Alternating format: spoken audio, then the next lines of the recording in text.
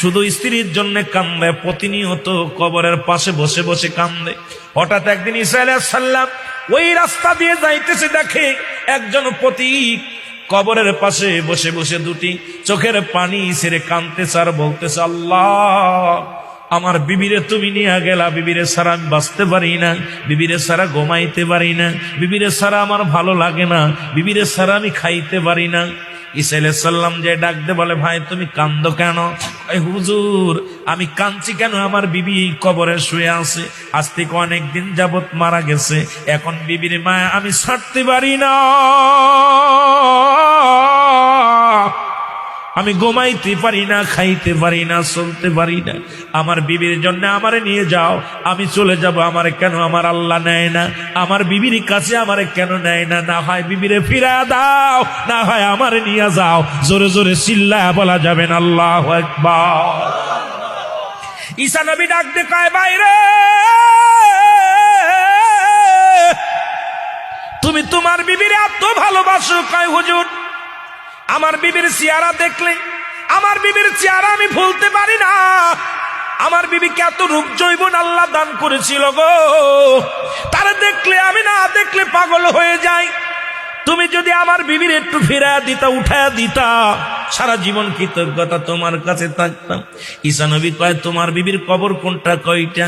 তখন ঈসা আলাইহিস সালাম বলে, আমার আল্লাহ আমাকে একটু অলৌকিক ক্ষমতা তুমি আর একটু দিয়া দাও, আমি ওনাকে কবরের কবর থেকে উঠায়া দিই।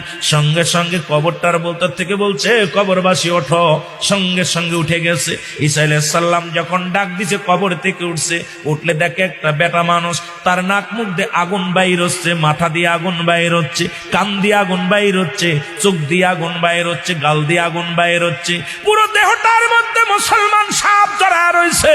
ঈসা আলাইহিস সালামকে দেখা পর শুনে চিনে ফেলেছে, বলছে লা ইলাহা ইল্লাল্লাহু ঈসা রূহুল্লাহ। আপনি ঈসা নবী, জোরে জোরে চিল্লায় বলো মারহাবা।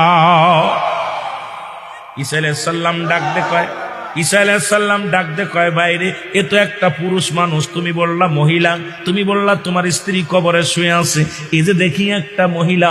এখন বইটা কয়, হুজুর ভুল হয়ে গেছে, ওটা আমার কবর না, আমার বিবির কবর না, পাশেরটা আমার বিবির কবর।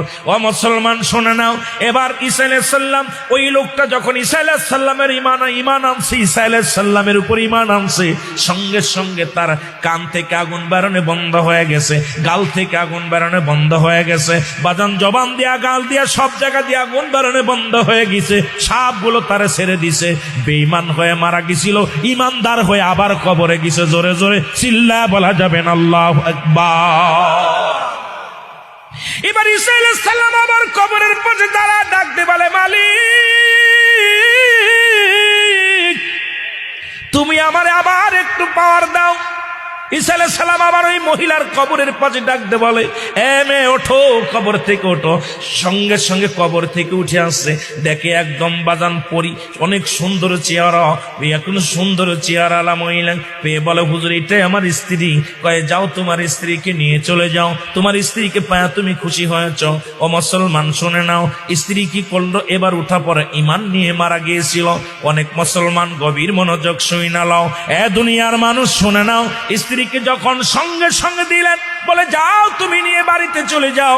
বাড়িতে যা বিবিরে কয়, বিবিরে আমি আজ কটা দিন তোমার কবরের পাশে কাঁদতে কাঁদতে বড় ক্লান্ত হয়ে গেছি, একটু আমার রেস্টের দরকার, আরামের দরকার। বিবিরে বলছে, বিবিরে তোমার উরতের পর আমি মাথা রাখবো, আমার মাথাটা একটু মাথার মধ্যে হাত বোলায়া দাও, আমি ঘুমায়া